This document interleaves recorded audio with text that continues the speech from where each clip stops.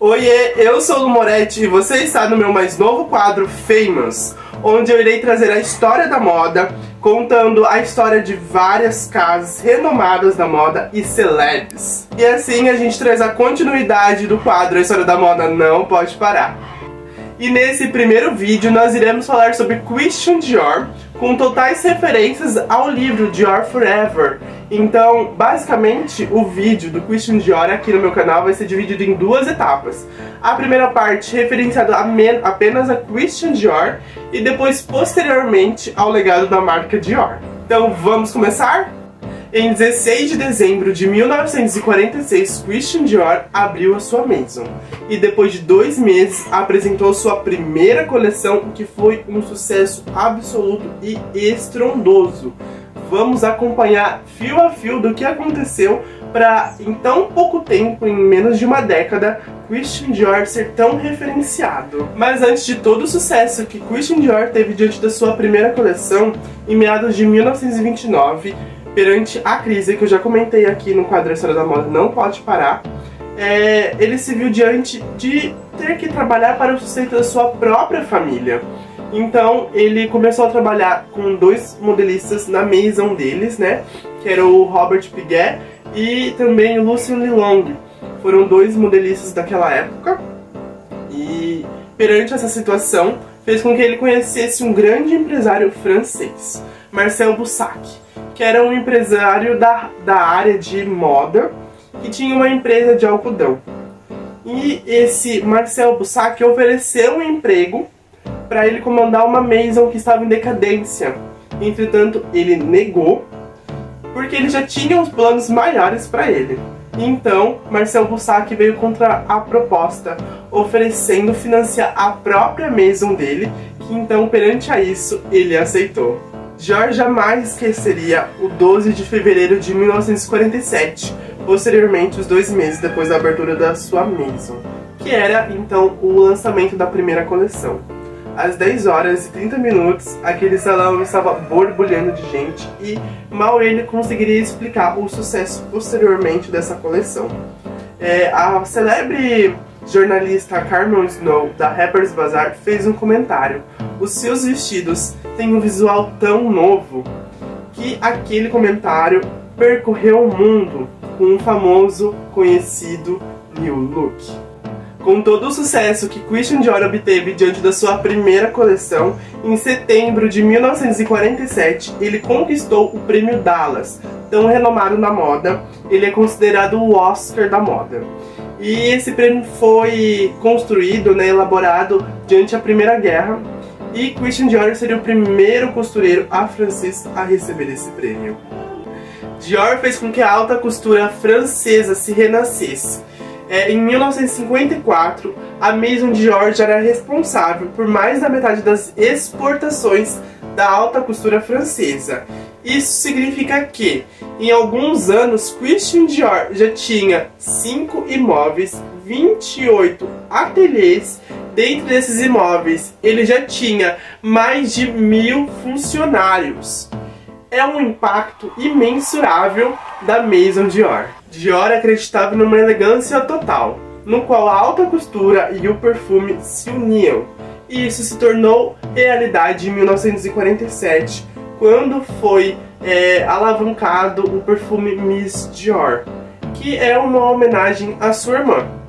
O Miss Dior foi presente desde o primeiro desfile, em 1947, com muitas essências de flores.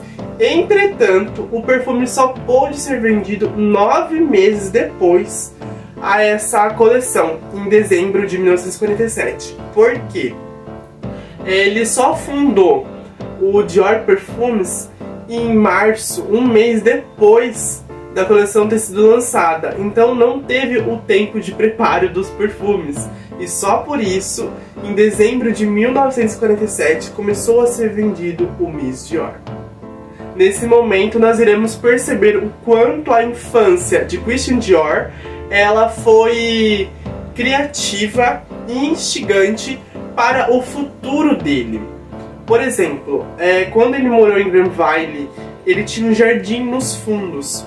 E a mãe dele sempre foi muito apaixonada por flores, que ensinou tudo a ele. Diante disso, ele usou posteriormente, né, já adulto, toda essa fonte de inspiração, transformando em vestidos, perfumes, joias.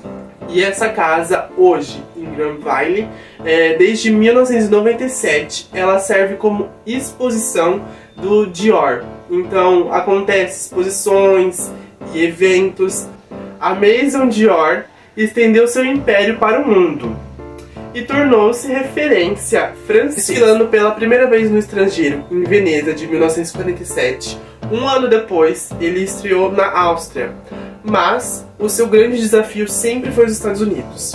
Perante a isso, em 1948, em meados de outubro, ele foi para Nova York abrir uma filial de prêt-à-porter de luxo, no qual eu já contei no quadro A História da Moda Não Pode Parar, o quão era difícil o prêt-à-porter francês acontecer. Enquanto nos Estados Unidos já havia acontecido, na França ainda as coisas estavam engatinhadas.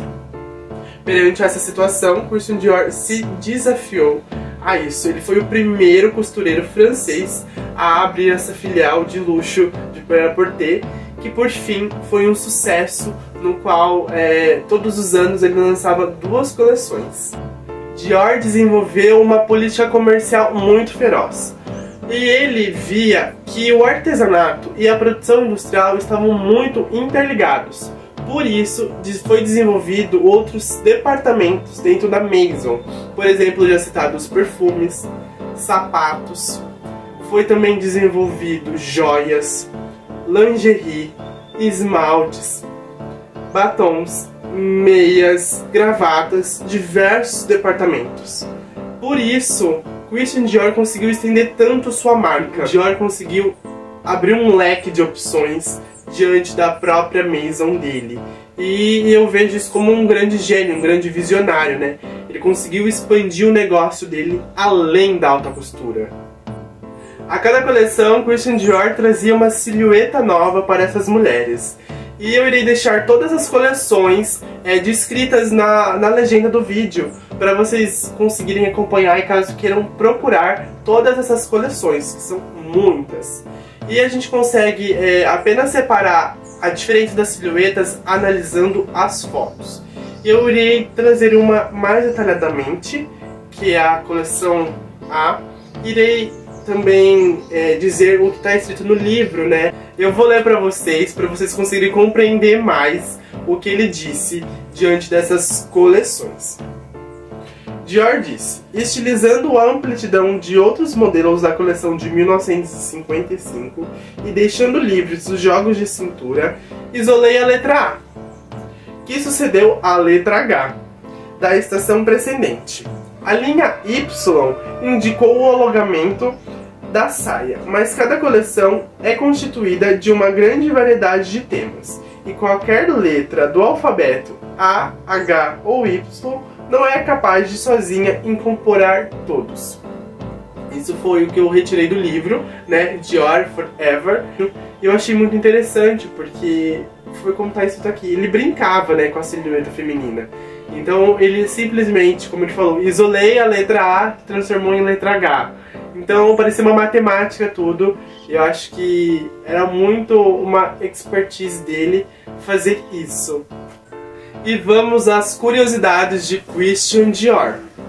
Primeira, nessa foto nós temos Christian Dior com seus funcionários. Essa é a equipe de uma das principais Maisons que ele tinha. Segunda curiosidade, na época não se havia música, apenas tinha uma apresentadora que falava o número e o nome do modelo que a modelo estava vestindo.